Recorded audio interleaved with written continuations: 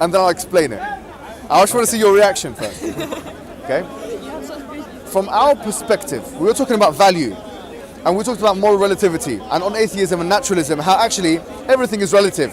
And this is the prevailing philosophical position of most post-enlightenment, post-modernist philosophers like Nietzsche and Bertrand Russell and Jacques Derrida and others. Yeah, we'll come back a little bit.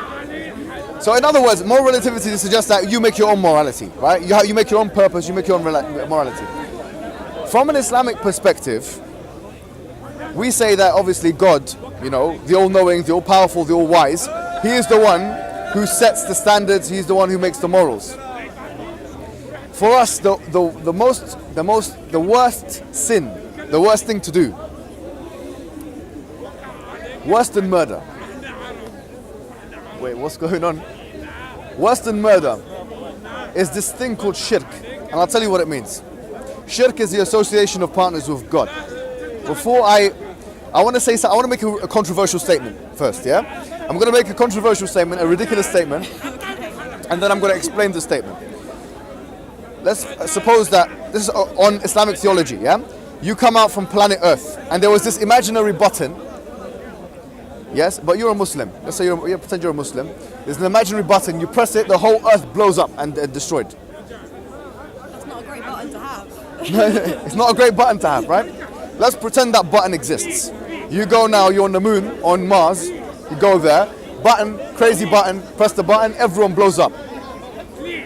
You would think that's the worst thing you can do to human beings. And it is. I mean, from an Islamic perspective, killing one person is like killing the whole of humanity, right? It says in the Quran, chapter 5, verse 32, that killing one person is like killing the whole of humanity, right? So murder is one of the high sins in Islam. It's not like we don't appreciate murder. We do appreciate it.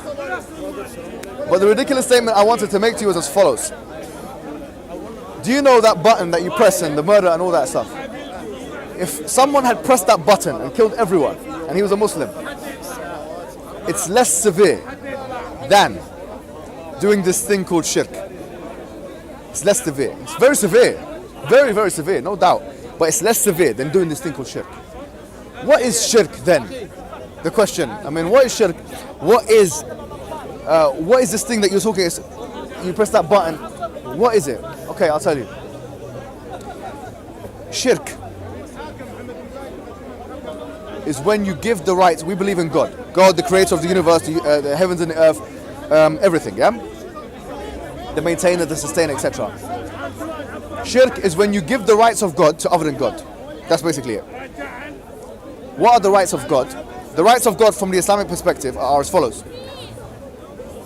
First and foremost, the attributes of God, as we know, He's all powerful, all strong, all knowing, etc. How can He be all those things? That's what I want my question about God to be. I'll come to that. Can we put that into a footnote? Yeah, all right. How is a good question. I'll put that into a footnote. Please remind me of it. But let's presuppose He is all these things. He's all-knowing, all-powerful, all everything, yeah? All-powerful, all loving, all merciful, most merciful, etc., yeah? Not all everything, that's a bit of an exaggeration. All of those things that I just said. Most merciful, most all-powerful, most wise, etc., yeah. Now, yeah, omnipotent is all-powerful, really, yeah? Omnipotent means all-powerful. Okay. Omnibenevolent, whatever, okay? The question would be this. And I want you to remember that question I asked you before. What makes the difference between a tree and a human being? So why is it that if I cut down a tree now, most of humanity would say that that's less of a crime than cutting a human being into two? The reason why, your subjective reasoning, which I didn't disagree with, yeah? I agreed with it completely, was that the tree has the intrinsic values, yeah, that tree has are less superior than the intrinsic value that the human being has. The human being has a higher level of attributes, or the characteristics of the human being are superior to the tree. Therefore, the human being is being assigned more value by other human beings and is therefore more important than the tree. Okay? We say the following.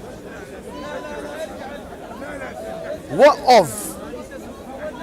of an entity that has a value that cannot have a value higher than it? Let me say that one more time. What of an entity that has a value that basically, I'm not going to use the word unlimited or infinite, but there cannot be a higher value than it. Yeah? I say the only possible relationship, and this is the Islamic thesis, the only possible relationship you can have with that particular entity is one of ultimate obedience, ultimate love, and ultimate fear. Let me say that one more time. No one can beat the end. No one's more powerful than the entity. Nothing is exactly. Disagree with it because it's the most powerful thing. Exactly. But not only power, we said knowledge and wisdom. So all of your attributes that you have, as I'm sure you are, and you as well, very intelligent people, right? Very clever people, etc. All of those all those characteristics that you have, now basically imagine that those characteristics were that you cannot get higher than them. Basically that you are the most powerful. There's no one can touch you, no one can beat you, no one knows more than you. You know, if we bring all of human beings, forget about the speaker's, sorry, I'm going to knock you out here. All of human beings, forget about Speaker's Corner, all of the human beings in the whole world, we put them together and we have some kind of apparatus, we have some kind of mechanism, we have some kind of way of putting all those human beings' intelligence together and aggregating all of that intelligence into one sum, yeah? All of those human beings would be closer to knowing nothing than they would be to knowing everything. Can you imagine the level of ignorance we have? Can you imagine the level of ignorance we have? We are ignorant. There's too much going on in the universe. There are literally 2/3 of the undersea that we have not even explored yet. And this is planet Earth. Imagine the universe, right? That's human being. Now imagine an entity that has all knowledge. He can hear all. He's all seeing. That is an entity we're saying is untouchable in that sense, in that figurative sense, of course, yeah?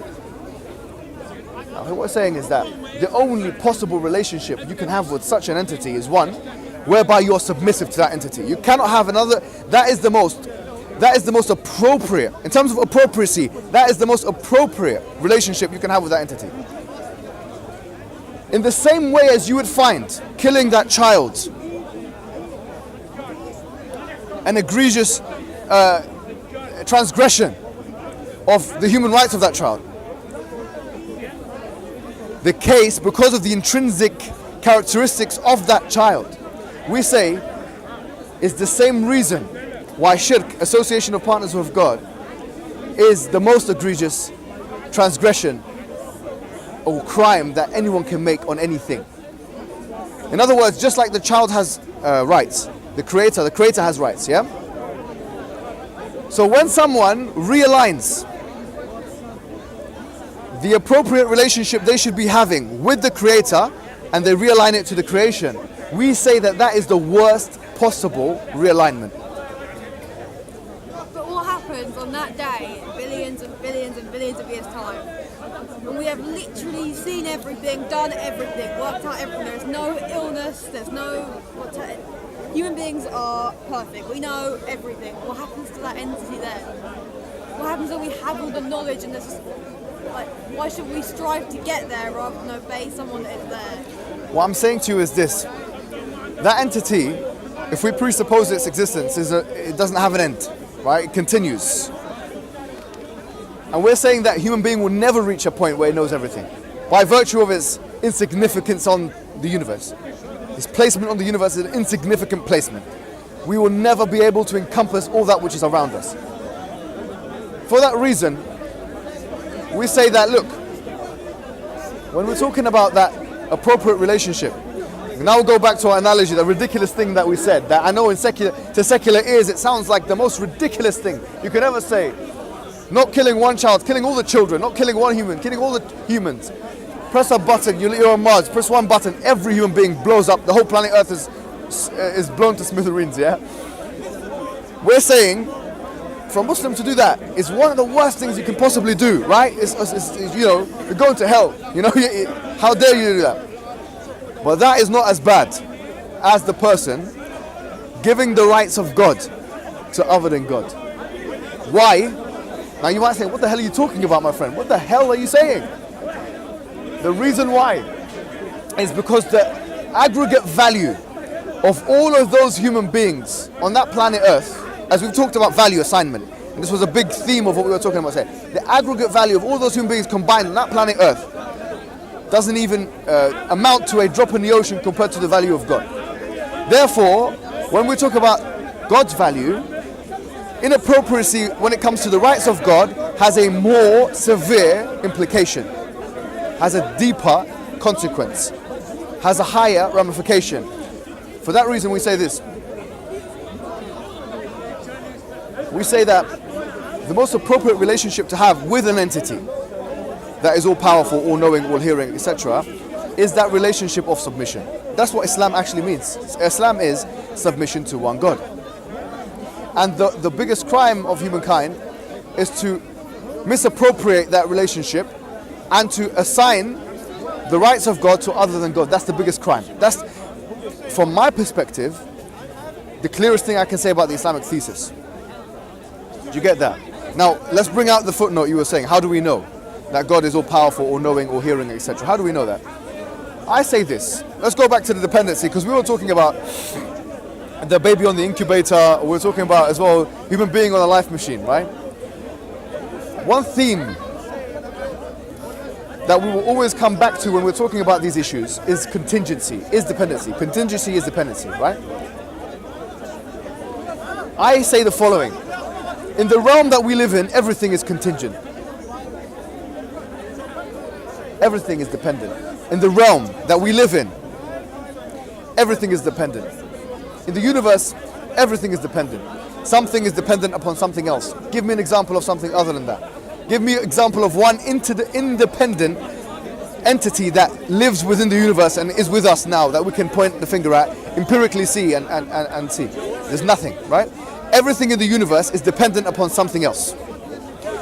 The universe, therefore, and before I'm accused by some atheist or someone of committing the folly of composition, because there is a fallacy called the folly of composition. This is not reasoning by composition. This is an inductive type argument, actually, if you think about it. Because I'm looking at things that I can empirically see. So this is inductive reasoning. I'm saying that here, the universe itself must be dependent. Especially if you presuppose a beginning to the universe, which is the prevailing theory in science. Okay. If that is the case, what is it dependent on? That's the question. And you continue going backwards. So it's dependent upon something else which is dependent. It requires an independent entity to start it all off. That's what it requires. And your independent entity is Allah. Forget about the word Allah. Allah in Arabic just means Al-Ilah. Al-Ilah just means the God. That's what, literally Allah just means the God. It's all God. It's just an Arabic word. The Christians call God Allah. In Arabic, Christian Arabs, they call God Allah. Eli is very close to Allah. Eli, lema sabaqtani. You might have heard this in the Bible. You know, God, why have you forsaken me? Eli, lema sabaqtani. In Aramaic, Eli. The Aramaic Eli is very similar to the word Allah. Now the point is this. We're saying that there was an entity that came before the universe which is independent. We ask ourselves, what other attributes must this entity have had in order to bring rise to the universe, to cause the universe? Unless someone says, I don't believe in causation, which is something some people say, they throw all of the laws of logic out the window. Don't believe in causation, fine. Even if you don't believe in causation, what must this entity have had in order to allow for another entity, which that entity is dependent upon this entity, to exist? They must have had knowledge, no? When you look at the fine-tuning of the universe, and you look at all of the constants being completely finely tuned, all of these things must require knowledge. It must have had power, no? It must have had power, because if it didn't have power, it couldn't be interdependent. It couldn't be independent, sorry. It must have had a seeing ability and a hearing ability, no? Because how could it visualize, how could it sketch the plan, as it were, and bring it to existence? So the things that we were talking about, the attributes of God, are actually logically reasoned. They're not illogical. They're logically reasoned. Let me tell you something. Let me ask you something. Imagine now we're walking in Speaker's Corner. I'm being 100% serious. We're walking in the speaker's corner and we see a ball. Wait a minute, what do we see? We see a ball, a large ball hovering. Okay, hovering in the middle here of the speaker's corner. A ball, hovering ball. I say, where did that ball come from? What are you going to say? No idea. No idea is fine, it's good. Fair enough. But are you going to say, you know, that ball came from nothing? Would you say that? That ball came from nothing. You never say that. Because we know that something cannot come from nothing. Okay, good. Are we going to say that there were an infinite amount of balls? And this is just one of them? Does that sound like a reasonable conclusion? There was an infinite amount of balls and this is just one of them. Maybe you say no. You know? If I said, listen, the ball created itself. You're going to say it's not possible because you can't exist and not exist at the same time. So you'd say about the ball that the ball had a creator of some sorts. An intelligent creator of some sorts. Does that sound like the most reasonable conclusion? Yes. It does, doesn't it? Let me tell you something today. That ball is the universe. The universe that we live in is literally an expanding ball in space. Can you imagine?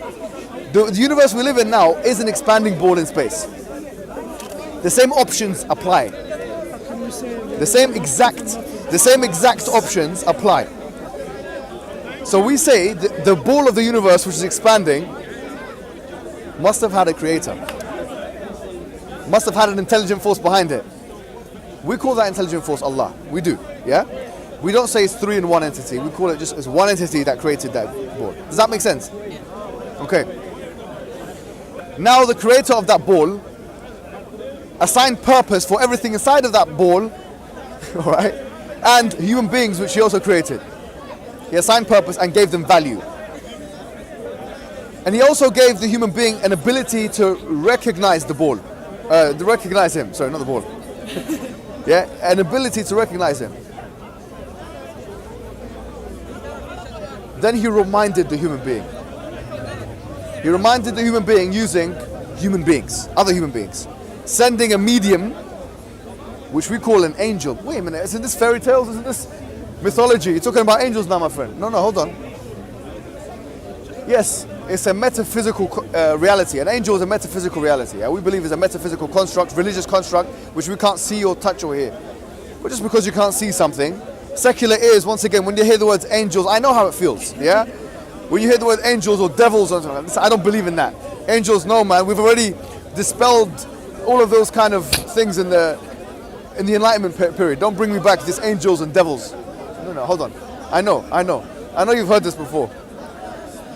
Can we see call them what you call them. They're angels, yeah? These angels, these mediums, communicated with selected human beings aforetime. We believe that connected with many human beings, all of which told the people the same message, which was to basically submit to the intelligence behind the creating of the ball. For the reason we talked about before. It's the most appropriate relationship we can have with that creator is to submit to them, that creator. That's the only relationship. And only then will you find peace and tranquility. Yeah? You will not find peace and tranquility doing your own thing or trying to find your own purpose. That is the message of the prophets, all of them. So we believe in Jesus, we believe in Abraham, we believe in Moses. The final prophet we believe is Muhammad, yeah, who came to the Arabs, but also to all of human beings. Yeah? Now does that make sense? Okay, so that's what we believe in. That's why we're Muslim, yeah? But it's not just that. It's not just the fact that we believe in that. We believe in that all of the prophets that came to their respective peoples came with two things. A message, which was the same message I just told you now, and some kind of evidence base. And the evidence base is different depending on the prophet and depending on the customs of the people.